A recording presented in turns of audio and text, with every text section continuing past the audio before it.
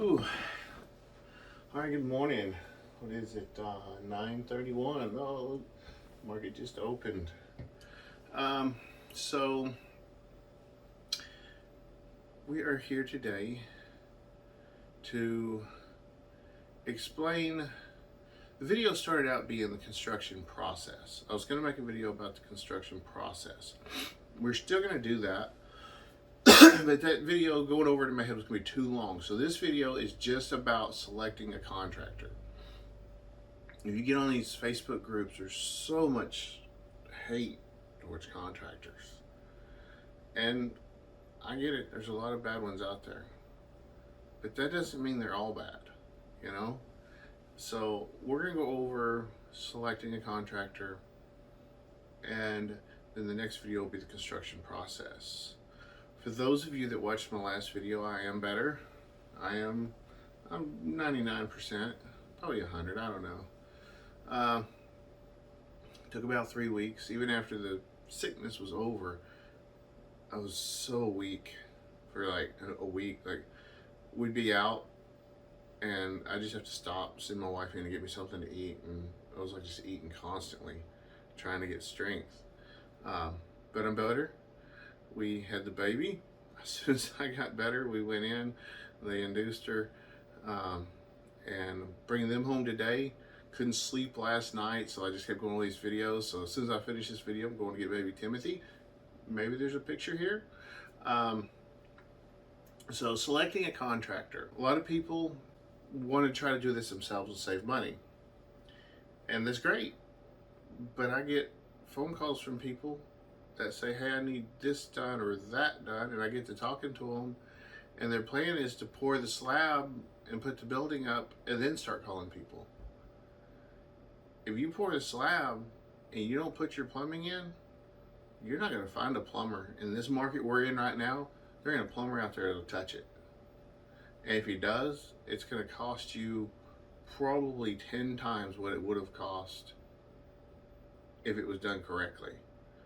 So that's the next video is going to be construction process, because I'm all for it.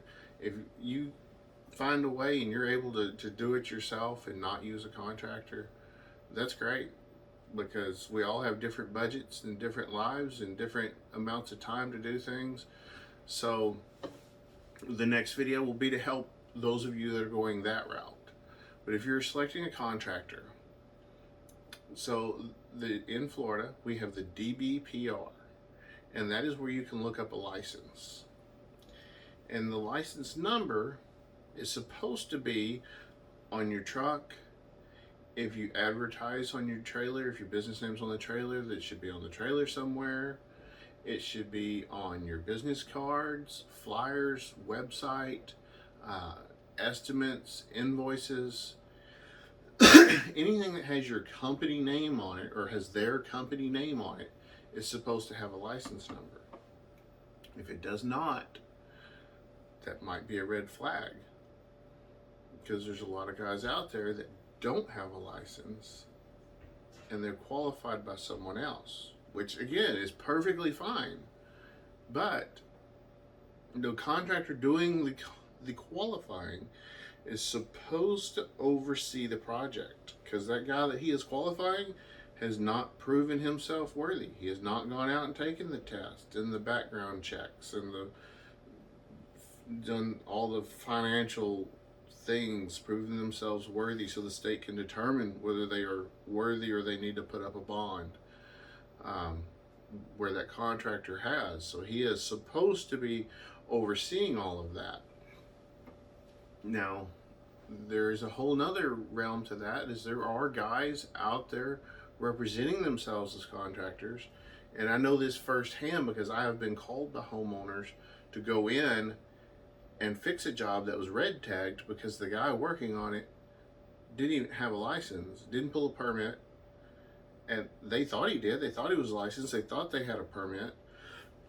They never saw any of it. They just trusted the guy. And once the job was red tagged, he took off and was never seen again. They didn't give him, half the money. All he did was mess their house up. And so Look for that license number. When you find the license number, look it up on the DBPR. Like for me, when you go on my website, you will see, if you read everything, you will see that Florida Barn Dominiums is not tied to my license number yet. I haven't had time to call the DBPR and have it added. We're so busy and they're backed up and slow. So what I did was I just put at the bottom my license number and JC3 Builders, which I also own. So you can go to sunshine.org, or I think that's it. I think it's sunshine.org. And you can look up business names and you will see Florida Barn Dominiums is a registered LLC to me, Joseph Elliott Kraft III. And then you see on my website for Florida Barn Dominiums that the permits are being pulled under JC3 Builders. And when you go to the DBPR, you see that JC3 Builders is registered under my name, Joseph Elliott Kraft III, and you can also find it on Sunshine that it's registered under my name, and then the license number that is advertised. So it all comes together. It's legitimate license number. There's no restrictions. There's no complaints. There's nothing on there. So you can check all of that, and you can do that for any contractor. You take the guy's name. If he doesn't have a license number, if he won't supply a license number for whatever reason, if he won't supply it, he doesn't have it. But I don't know, maybe he's weird. He just is worried about you. I don't know. You can look up the name. If he does supply a license number, but then it doesn't match his name, then he's being qualified by someone else. And then you need to ask about who's qualifying you, and are they overseeing the project? Are they available if something happens to you? Because if he's not licensed and he just takes off, there's nowhere to really go after him. There's no recourse for him. And I'm not saying that guys that are qualified are bad. We have done that in the past for other people, and it worked out very well. We didn't have any problems. I oversaw the projects as well. But you just want to make sure that you're doing your due diligence as the homeowner to make sure that you're hiring the right person. Spend time with them, talk with them. I interview my clients because I'm not going to work for everybody out there. There's people that I'm going to meet them and I get a bad feeling or whatever. You know, trust your gut. Move on. Don't overlook those feelings you have. If it doesn't feel right, if your spouse says, hey, this doesn't feel right, move along. Find another contractor. So ask them questions. If they can answer your questions, great. If everything they ask you, they got to get back to you on, either you're asking some really tough questions or you need to ask yourself, are you talking to the right guy? So, DBPR, check the license number, sunshine.org, and we'll verify that. It'll be we'll put it on the screen, but you can check the business registration there, and ask questions, trust your gut feeling, and some guys are new. Not everybody has a bunch of references, but that doesn't mean they're that they're bad. See where they came from. What have they been doing? There's guys, I know a lot of guys that are in construction, have been a long time. It's a process. There's a lot involved. Everybody you talk to will tell you you can't get a license. It's too hard. It costs too much, blah, blah, blah. And a lot of guys listen to that for a long time and just keep working for somebody else until finally they get the courage to go out and do it. So just because he's new doesn't mean that he's not good. Just talk to him. If you feel good, if you feel educated after talking to him, that's a good sign. It's kind of a standard that I use when talking to guys. If you hang up the phone and you feel like you need to take a shower, yeah, that's usually a sign. We don't usually work with those kind of people. We deal with lots of contractors: electrical, plumbing, concrete, insulation, painting, drywall, cabinetry. We have all kinds of contractors we deal with, and we check them out and make sure that they're insured. That's important. A lot of people get hung up on workman's comp, but the state of Florida does allow us to do an exemption from that.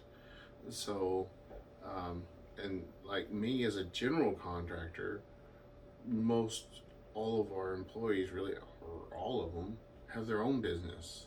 So if I was to purchase workman's comp, it would be for myself, but I have my own insurance to deal with that, so I don't have a workman's comp policy. I don't. There's no need to have those two different policies. I have one insurance for our family, which will cover me if I get hurt at work. So I don't need a workman's comp to. Like, I'm not going to sue myself. So that's what we've got. Check the DBPR. Look for that license number. Um, look to see if they are qualified. Is the qualifier going to come around? Is he involved? Is he here? Is he still actively working, or is he 90 years old and in a nursing home somewhere? Because I've seen it to where the guy being qualified messed up and he packed up, took off, and the guy doing the qualifying went in, removed him off of there, no longer qualifying, and homeowners are stuck. They're just out. So just do your due diligence. Make sure that everybody involved is happily involved, is actively involved, and look those license numbers up. Don't go on Facebook and think every contractor is bad. There's bad ones out there, and if you've had a bad experience, by all means share it, whether it's me or anybody else. But don't run everybody down because one guy did you wrong. Probably somebody else bailed you out of that. So maybe share the good news of the guy that bailed you out. So that's what we got today. We're gonna go get Timmy. In fact, I better hurry. I think they can leave in a little over an hour. Next video, I will try to make it this evening. We're gonna go over the construction process. For those of you that want to do owner builder, we're just gonna give you a guideline, and it wouldn't hurt for you to contact a contractor and see if they would, for a fee, line you out.